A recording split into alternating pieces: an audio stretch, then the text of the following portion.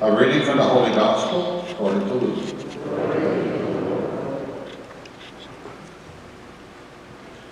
Jesus took Peter, John, and James and went up the mountain to pray.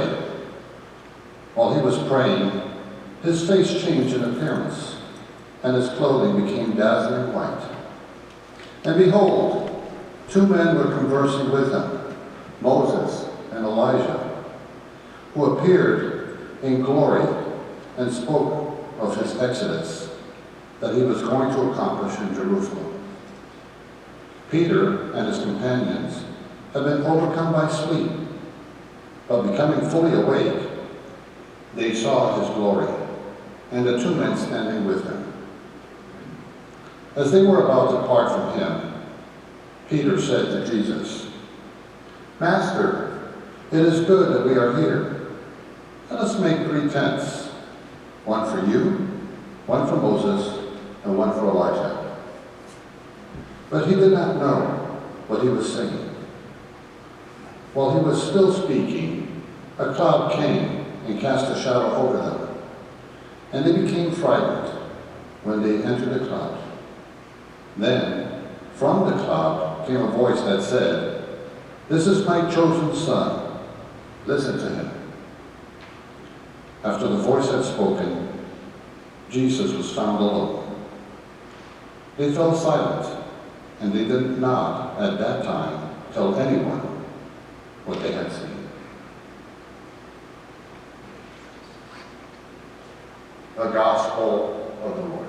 Praise to you, Lord Jesus Christ.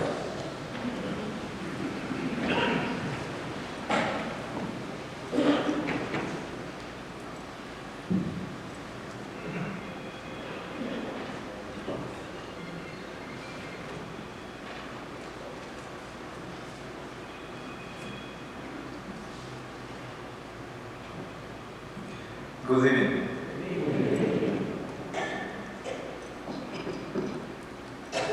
Dear brothers and sisters in Christ, today's gospel is about Jesus' transfiguration. We heard that his face changed in appearance and his clothing became dazzling white. And I'm going to stop here in this phrase because I am here now to talk about Carmelite missions, especially in El Salvador, my country, and in Honduras, one of our neighbors' countries. His face and his clothing changed. In El Salvador, we have a parish called Our Lady of Lourdes.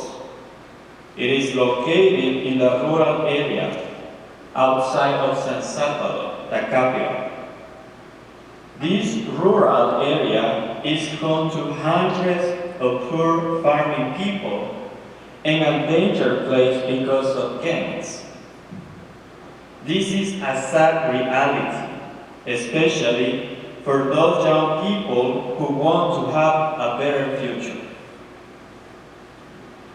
Carmelite missions, through your generosity, can change this reality, can change the sad faces of those in need and faces of thanksgiving. It is not easy, and we can do nothing without your help. Today's gospel is an invitation to listen to Jesus. This is my chosen son. Listen to him. Let me ask you, what has Jesus said about those in need? Remember when Jesus saw the crowd in hunger and his disciples said, "Dismiss them so that they can go to the surrounding farms and townships and buy themselves something to eat." Do you remember what Jesus said?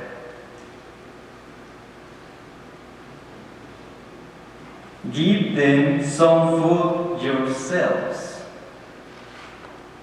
This is from the Gospel from Mark. Jesus invites us to share what we have. And I know that you are so generous and have shared what you have. Thanks to your generosity, the people of Our Lady of Lourdes Parish in El Salvador are receiving medical care, dental care, food. And this is very important. And young people have been able to leave the gangs and have been incorporated into society through a program that provides them with the means to learn a trade, such as hairdressing, cosmetology, or carpentry. Your charity has the power to change more faces and more realities like this. I recall you, 2 weeks ago, we celebrated Ash Wednesday. That day, Jesus presented to us 3 spiritual disciplines: prayer, almsgiving, and fasting. These disciplines help us to have a close encounter and a solid relationship with God our Father, with our brothers and sisters, and with nature. Therefore, I will focus on the second one, almsgiving. Pope Francis says, almsgiving helps us to experience giving freely, which leads to freedom from the obsession of possessing, from the fear of losing what we have, from the sadness of one who does not wish to share his wealth with others. So, today is a good day to put this in practice. Your almsgiving can help us to help. In El Salvador, beside the parish, we also are trying to help young people with a scholarship to learn English. Learning English in a country like El Salvador opens doors for a better job. Another big project that you can help is for Carmelites students in El Salvador. In 2007, we had only had 1 formation house.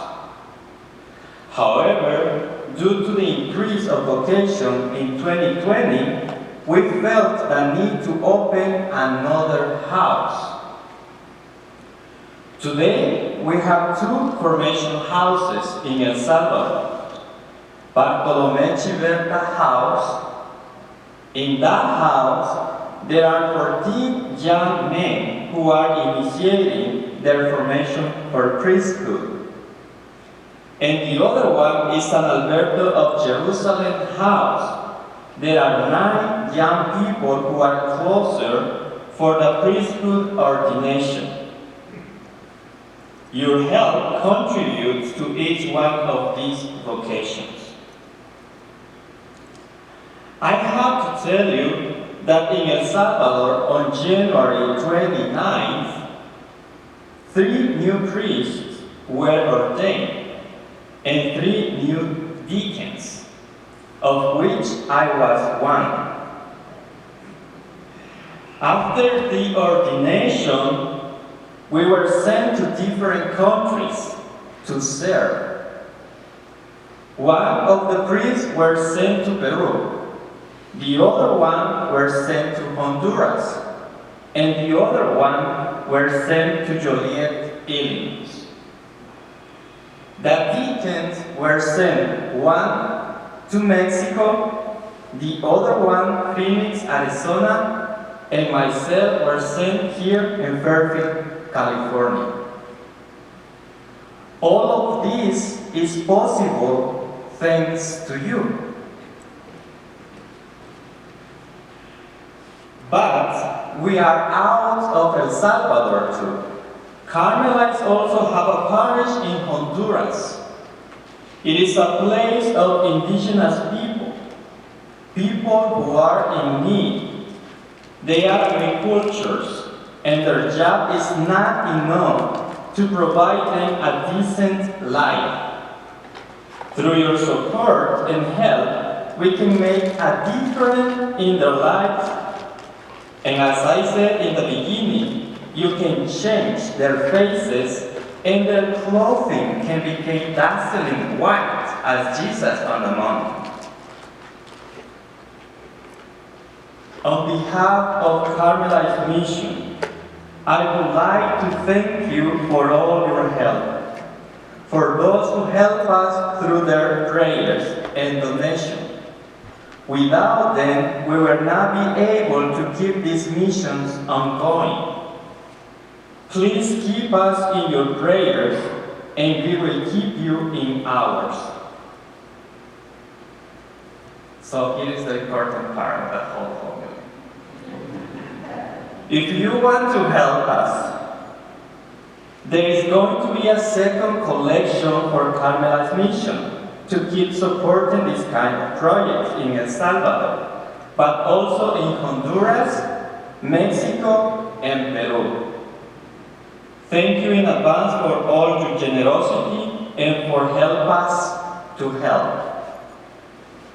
So, there is going to be a second collection, and if you cannot do it today, at the back of the church there are some envelopes that you can take home and meditate, and afterwards you can make your donation.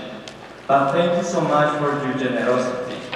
And before finished, I have to tell you that this is my last Saturday here in Fairfield, California. So I have to go back to my country, El Salvador. But I don't want to go back without telling you what a thankful I am because of you. I'm so thankful to meet you, to be able to meet you. So people many times ask me, what do you like so far from California? I would say the people, because you are such a nice community here. It's easy to be good with people who are good. It's not hard to be good. So thank you so much for being friendly.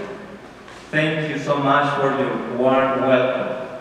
And I'm gonna keep you in my prayers, and please keep me in yours too.